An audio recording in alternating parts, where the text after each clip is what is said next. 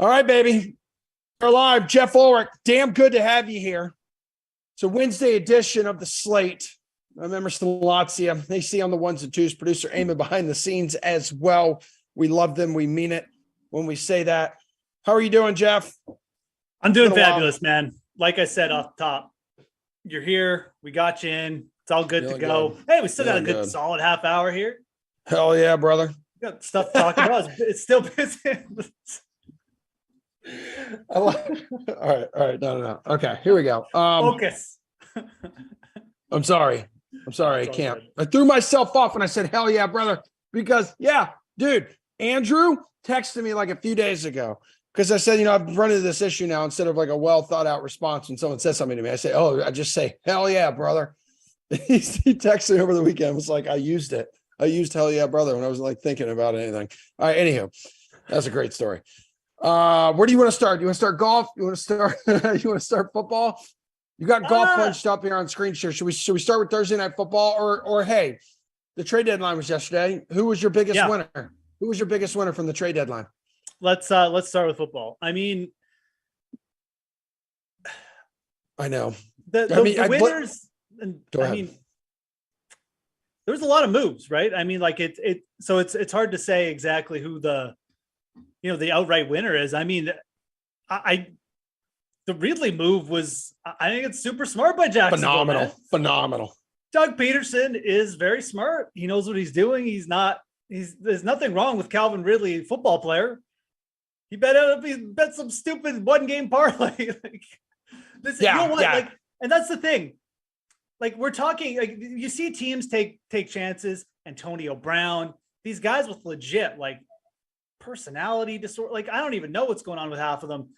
And then you got Ridley, who has had a season off. He says he's gone to find himself. He seems fine. He just he does. He did something he shouldn't have. I'm not saying he should have done that. He should know better as a professional athlete.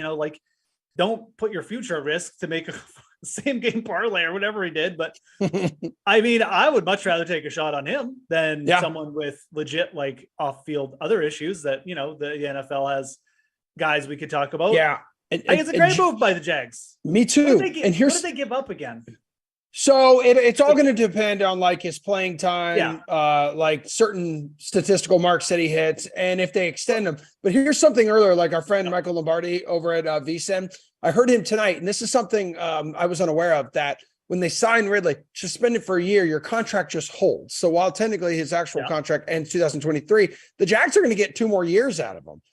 They at least have him under contract for that. And they have a near future number 1 wide receiver for Trevor Lawrence, which is something the Jaguars truly need. Like Christian Kirk, you're getting paid like 1. You're not 1. You're a good 2. You're maybe you're a pretty solid 3 as well. But this is going to help Kirk, Zay Jones, Evan Ingram. And I think the Falcons got fleeced. I really do. Yeah. The Falcons were basically in a spot where I understand why they traded him. They have Drake London, Pitts. They got the bag. He's come to a point where you already the bridges just seemed burned. You probably, if he was going to come back, he wasn't going to likely be the number 1. And you could, in a way, I think it made sense for them to get rid of him, but they did get fleeced. They didn't get anything from him. They really should have traded him. They either should have waited and got his value back up, or they should have perhaps traded him at the draft or something. This seems like a weird time to do it. I really wasn't expecting this to happen. So great job by the Jags of jumping on this. I mean, this is a building block for your future potentially. And if it doesn't work out, it costs you basically nothing. So that was the big one for me. I mean, I definitely my brain is just having a mild stroke trying to remember the other trades right now. No. It's okay. I'm going to rip through some of them. I wrote some notes down here a little earlier. I'm giving for the Chase Claypool trade, I'm giving the Bears an A-. I'm giving the Steelers an A. I'm giving the Vikings an A for the Hawkinson trade. I'm giving actually the Lions a B for that one. Yeah. Roquan Smith, I'm giving the Ravens an A. I'm giving the Bears a B+ here. Kadarius Toney, Chiefs get an A, Giants get an A there. I'm like the cool teacher. It just says I don't really care. I'm just gonna give you all really good cool mom. I'm not like other moms. I don't know what else. Yeah. Oh, Bradley Chubb. What do you think? Right. What do you think about that one? That one was weird. Good move by Miami. They need help. Like I think that one makes a lot of sense. Like I give more credits there to Miami. Not so sure why. Like I like Chase Edmonds. He could fit in. I mean, I think that if the Broncos can start using him, he could definitely help Russ down the stretch. So like I like the move, but definitely winner there, Miami. I mean, they're filling a huge need. You know, that the Broncos already had 2 running backs. I think they kind of just don't want to play Melvin Gordon. So maybe that's part of it too, which actually, now that I think about it, that actually is pretty smart by the Broncos, because I wouldn't want to play Melvin Gordon either. So it's kind of a good move for both teams. I think good for Edmonds to get a fresh start. I mean, he's going to be in another crowded backfield, but it's probably better for him than what was going on in Miami. Mostert was looking good there. He just wasn't going to get worked in. The Bears, I think, are what they've been doing is actually quite smart. They're getting rid of some aging defensive linemen, some aging defensive players, and they're getting assets for them. And they're also bringing in a piece just like the Jags did. They're looking to the future. They have a young quarterback. Chase Claypool, I think, has untapped potential. I really do. Dude, we saw back to his rookie year, man. His numbers were great, Jeff. You're absolutely right. Yeah. And then last year you had like Ben Roethlisberger falling off a cliff, and then this year don't know who the hell's going to be playing quarterback each week. Yeah, and I mean, like he's actually looked better this year. Like I know the first couple games with Trubisky didn't look too bad. So I think it's a great move. You give Mooney a chance to go downfield a little bit more with off coverage. That's going to help Fields. And Claypool can go up and beat those number 1 cornerbacks. I do think he's good enough. So I really like what the Bears have done, to be honest. Got to give Fields some help, and that's a way to do it. And then you start building their O-line, but now they have draft picks. So I think it's a smart look ahead move. They're not winning anything this year. When you're a franchise in that position, you need to start building. And you know, like, look, it's starting to pay off for the Jets. They have a legit defense now. Yeah. They have assets on offense. I know like Breece Hall's hurt, but similar to the Bears, though, maybe their biggest question mark still remains at quarterback. So we'll have to see what happens there. But they need O-line help to really give Fields a chance back there. I think Fields is okay personally, but especially with the way the game is now, he's so mobile. I think even if he doesn't develop into like a top-notch passer, he'll still be pretty useful quarterback in the league. So. Okay, so Thursday night football here. You have the odds punched up. What's the line tomorrow night? Oh my God, it's 14. It's 14. Jesus, man. So, dude.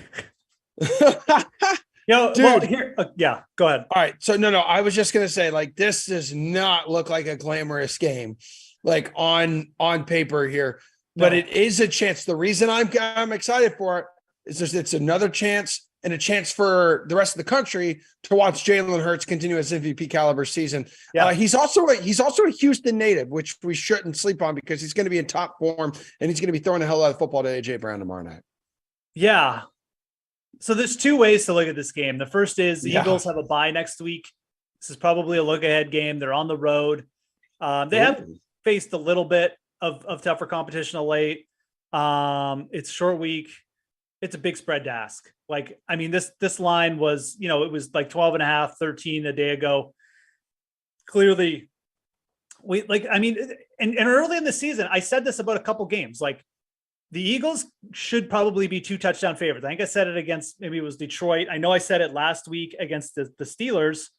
And now we're finally getting the Eagles to the respect that they deserve. We're getting them as 2 touchdown favorites against a weak team, which they should be. But I don't know if there's any value in taking the big favorite here on a short week either. This game was on Sunday, maybe a little different circumstances. Maybe the Eagles coming off like a loss or something. I don't know, but this is a tough one. I mean, the other side of this though is, like if the Eagles are going to stuff Dameon Pierce, and then like how else are they going to move the ball? Like Brandon Cook's going to get shut down on the outside. They're saying he's questioned right now. They said a wrist injury, but / personal reasons, because did you see yesterday, he was absolutely pissed that he was not moved at the trade deadline. And he was like, I've been keeping secrets for a long time. He's like, F that, screw that. Ask me anything. I'll tell you everything. Yeah. So great room vibe right now for the Texans, right? Yeah, for sure, man. So, I don't have a hard take on this game. For me, this is probably going to be a stay away from the line. Okay. Because I just don't trust. Like I think that the Eagles right now, what they're doing, I think they know that they're onto something special. I think that they realize that like I think there's a chance here, like for a perfect season. I really do. Wow. Their schedule is not tough. You're gonna have to play some NFC East guys again. Yeah. But like this is a primetime game. I know that it is a bit of a look ahead. I do think though, like they're going to take this opportunity potentially just like, and you mentioned like the Houston factor to just try and put another notch in the fact that, yeah, we're a legit team. Yes. Jalen Hurts is a legit MVP candidate. So I like the Eagles when they were at 13. At 14. This is probably just, I'm not trusting the Texans to backdoor cover here because I don't like where this team is at.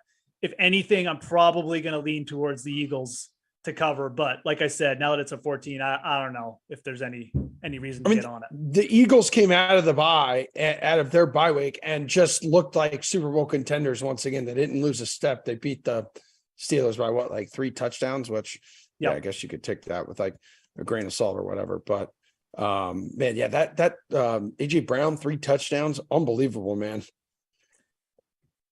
And Houston got run over by Derrick Henry. It was his 4th straight 200-yard game, like against Houston there, man. And Davis Mills is going to be swarmed by this tough defense in Philly. That's the worry here too, and that's why I still would like lean the Eagles again. If you're betting anyone at 14, I would still lean Philly pretty big. Like that's what the Eagles do. They're going to run Miles Sanders. They want to. They're just a really good rush team. I mean, you try and stuff Miles Sanders. Hurts is going to tuck the ball and go for 20 yards. AJ Brown's just going to come down with a big catch eventually, and like they'll move the chains. So, yeah, I mean, and I mentioned like it's not a look ahead to their is it? No, it is their bye week. The Phillies bye weeks. No. They came out of their bye week. They play. They'll play on Monday Night Football next. So it's like it's that weekend. Oh yeah, okay, so it's right. That's why I got confused. I was gonna say I thought I screwed it up, and I did. But yeah, they have like it's a very long. Yeah, you're not wrong. Usually, it's still a potential look ahead spot because they got Washington next too. But yeah, I don't. The more I think about this game, I might even bet the Eagles. I know I just said so let's stay away. Dude, oh my God, we're talking it through. I'm going to get some action down somehow, so it'll probably. This is why we have this show. I mean, we kind of talk it out, shoot some ideas off each other. This is when you start, plotting how you're going to win all your money on Thursday. So. Yeah, damn, dude. So there are two other double-digit spreads on the board right now too, and it's like the Bills and the Jets. Here, go in. Let's go to player props this game. We don't talk about those other games. Let's go. Is there a player prop that sticks out to you? Yeah, I mean, like Dameon Pierce, I like, but like I think an underplay here actually isn't terrible at all. Again, you're kind of he may get some touches, but like, I mean, you're expecting the Texans to run on the Philly defense. Like that seems like a recipe for disaster. I think AJ Brown really starting to stir. This could also be a spot for Devonta Smith to pick up, but I don't know why AJ Brown, like he's just not getting, I mean, like a under 70 prop right now for legit wide receiver 1 just seems ridiculously low. So, hard not to lean the over on AJ Brown right there. I think that number will probably be around 71.5 by game kickoff. Okay. 4.5 receptions. We're paying juice there, but that also seems low. I would probably pay for that. Where's Miles Sanders? Miles Sanders to go for like 100 yards may even be interesting. He's got a pretty big prop up, but given what happened last week to the Texans defense, don't hate that at all. Yeah, I just think he just hasn't been consistently breaking like huge runs like this year though. Like he hasn't. And here's an interesting stat too. Like 2 games last year with the short week under Sirianni, he averaged 8 carries for 50 yards. So they're pretty cautious with their top back in the backfield coming off when they're dealing with short week. Miles Sanders is a player I almost never think about for props because you've got the multiple backs in the backfield. If anything, you're targeting unders. This is probably a spot where you could almost look to unders on both backs. Yeah. Just because of that inflated total. Yeah, dude, because they run the ball at the 5th highest rate in the league. So more than 51%. But like you mentioned, it's not just Sanders in the backfield. Yeah. It's like 3 solid running backs they can share the load with, again, on a short week. And Hurts, right? Like part of that rushing is Hurts taking off 10 times a game. So, lots of interesting stuff there. Yeah. Sanders Because is I definitely could see bettors like pointing to Henry's big week last week. I mean, exactly. like, And okay, yeah. that is part of this prop though with Sanders, why he's at 79.5. Like I mean, if Henry didn't go off last week, he'd probably be like 71 or 69 even, right? I think he would be anyways. So yeah, I still think like the best over to attack is AJ Brown. I mean, it's just, we saw last week. I mean, this guy's going to just clown on weak secondaries. He clowns on everyone. So, the 4.5 receptions. Yeah. I mean, I think you're just seeing AJ Brown really start to get comfortable with Jalen Hurts, that big touchdown game. And obviously see if there's any, player props. Oh yeah. So no big parlays up yet, but that's kind of just where we're looking right off the bat. Davis Mills, I wonder what his interception prop is. I had to start him in one of my leagues last week and I hated myself for it. I hate minus him. 190 for Davis Mills to throw an interception. Honestly, it's kind of feels like good value. So yeah. Looking at some of his numbers here too. He's 29th in completion percentage. That's with a clean pocket. Oh my God. How about Davis Mills under 0.5 passing touchdowns? So not to throw. Oh, wow. Touchdown. Yeah. I don't mind it. Short week. You got one of your receivers doing crazy stuff. Yeah. Play complete shutdown defense. I actually don't hate that. That's +2. That's almost +200. Okay. So he had, oh my God. And remember last year, people were thinking, oh, he's going to be like the future in Houston. So games with 100 plus passer ratings for Davis Mills. He had 4 and 11 starts last year. He has 0 and 7 starts this season. Yeah. Damn, the offense was garbage last week. 12 total drives with 10 of 4 or fewer plays. What? Dude, basically, they just suck. He targets tight ends and running backs. Yeah, they just you take away Brandon Cooks from this offense. I mean, it's just nothing. I mean, there's not. Yeah, and I mean, that's Tennessee. Like Tennessee's pretty good at stopping the run too. Philly is arguably just as good at that, but they also are better at shutting down the outside. So I just don't know how the Texans are going to move this ball. Really don't. Yeah. And they allowed just 183 passing yards per game. Hell, I don't know what his passing yards prop is. Maybe you want to go. It's 220. It's 220. It's 219 okay. and a half. Yeah. So again, like these unders on Davis Mills. Yeah. Yeah.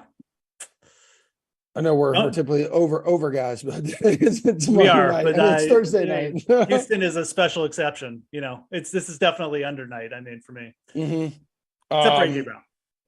Yeah. Why? What do you like with AJ Brown? You like his over? I just think his props are still. I just think he's still not getting treated like a legit wide receiver one. Like, you can look around the league. I mean, Hopkins, like even Hopkins came up with like a 70-yard prop last week. Like his prop is still at 69.5. I mean, put up 100 yards and 3 touchdowns last week. Like on only 6 catches. AJ Brown's the big dog here. I know Devontae Smith showed up a couple times this year, but short week. I think they'll just go right back to him. So, all right, you want to hit on some golf because we got about 8 minutes to go and show.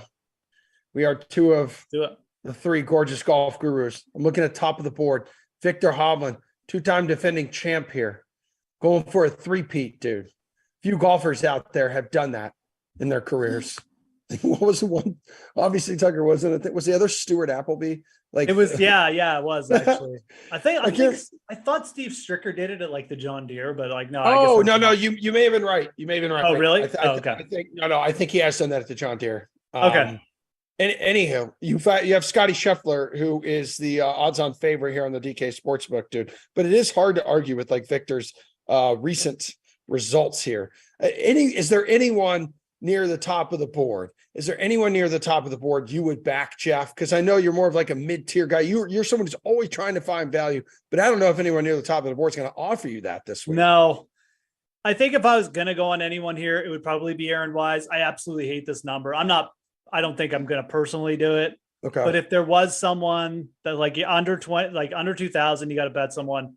I'd probably look for Aaron Wise. He's been very consistent. He's just well overdue for a second win. You look at where he's played well. He popped up at Pebble Beach for the US Open one year. I mean, some shorter courses. He's not going to have his short game won't be stressed here. He's putted well. I definitely think this could be a spot for him to pick up another win. This number sucks. This number absolutely sucks. Like if he was plus 2,500, I'd probably already have bet him. I would have already bet him. He's not. He's the same price as Colin Morikawa, which is just it's almost shocking to say. Yeah, but I guess the difference between them would be Morikawa's making his Mayakoba debut, and then you have Wise, who has a pretty good track record here. Runner-up in 2020, 2 top 15s in his last 4 Mayakoba starts, and you nailed it. It's getting more done with this putting in a short game too. It's a simple course. Like I'm not worried about the lack of experience. I'm just worried with Morikawa just being out of sync with like everything. I mean, it's one thing if it was like, okay, it's just like he had a couple bad putting weeks, but like his around the green is kind of bad too. He's kind of just tailed off on like everything a little bit. Like the elite irons show up and then it's just like, then they tail off for a couple holes. I think it's a little much for him to just ask to come here. Like if he puts what you'd like to see from Morikawa is him like putting in some kind of like a T9 here. And then the next time out, we could really get behind him. So even if the odds are a little bit shorter, that's fine. But yeah, the other thing is, I don't know if this is the greatest setup for Morikawa. Like what we've seen from him, he typically has excelled at tougher courses. I mean, tough conditions out in Florida, he won. Even at the PGA, his PGA win.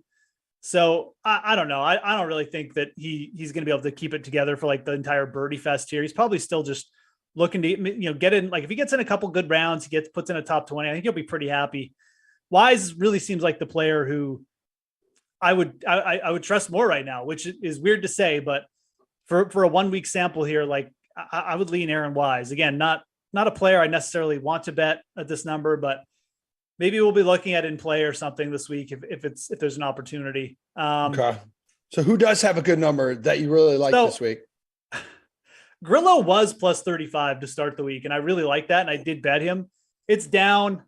I don't think it's terrible. I really think that he's got a really good shot this week. It's a good setup for Grillo. I certainly rather bet him than Maverick McNeely at plus 1,800. He's got multiple top fives. He's played well on past Palm Greens in the past. He's played well at this venue in the past.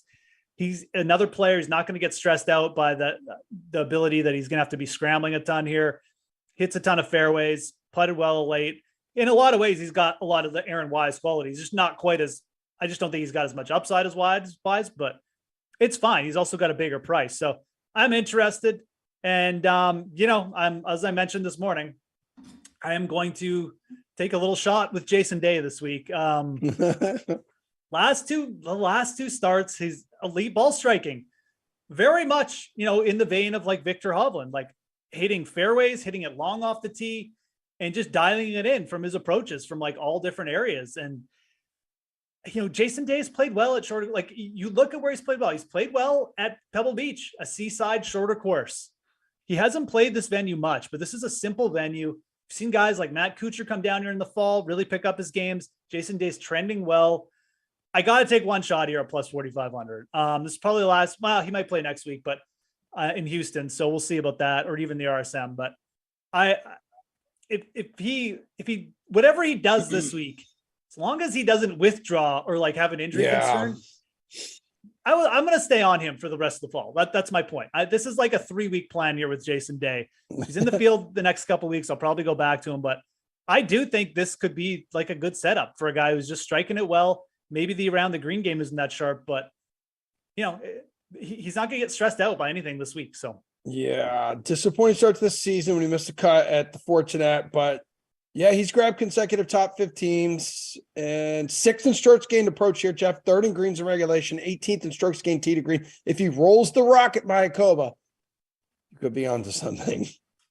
We'll see. I mean, it's probably not going to work out, but like I said, I'm going to roll with Day here the last 3 events of the fall. I think that there's a shot he gets it together. Justin Sue is like kind of the outright the guy if he can find 100 to 1 or bigger, and look, he's plus 10,000 on DraftKings. So very talented player. Won in the Corn Ferry Tour playoffs like a couple months ago. He played better his last time out. He missed a couple cuts in a row, but he played better. This guy can really get it going.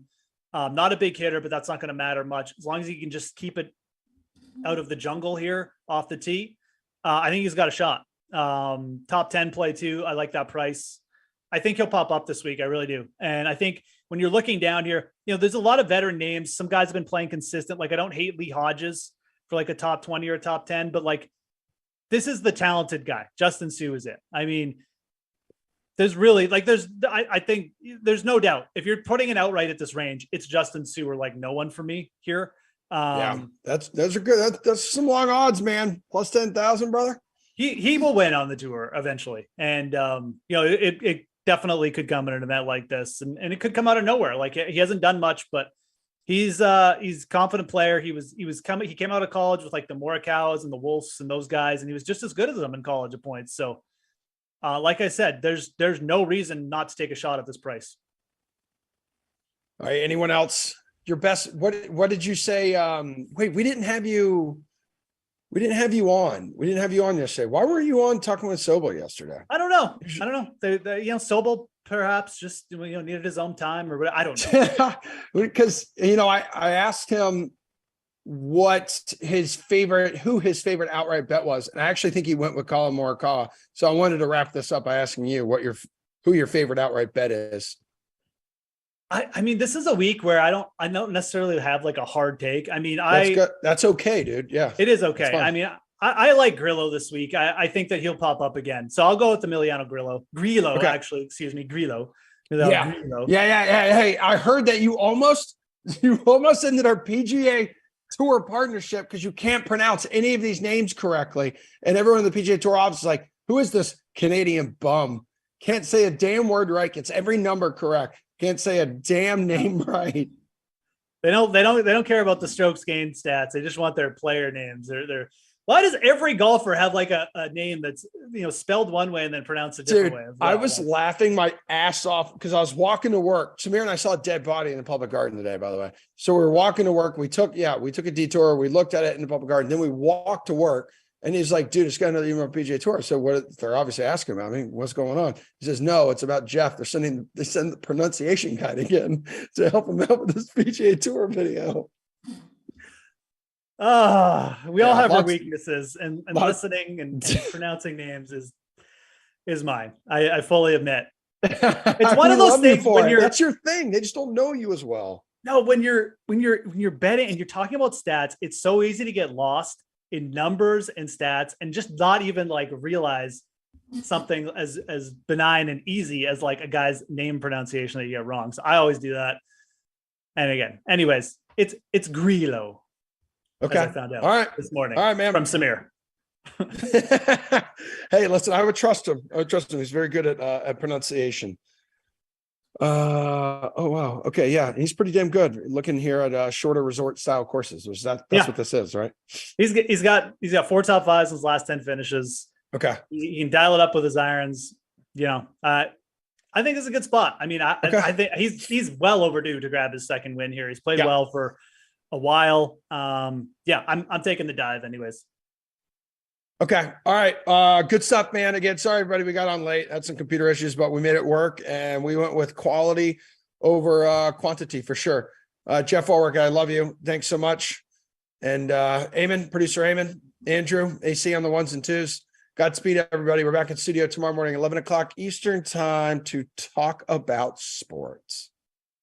Grillo.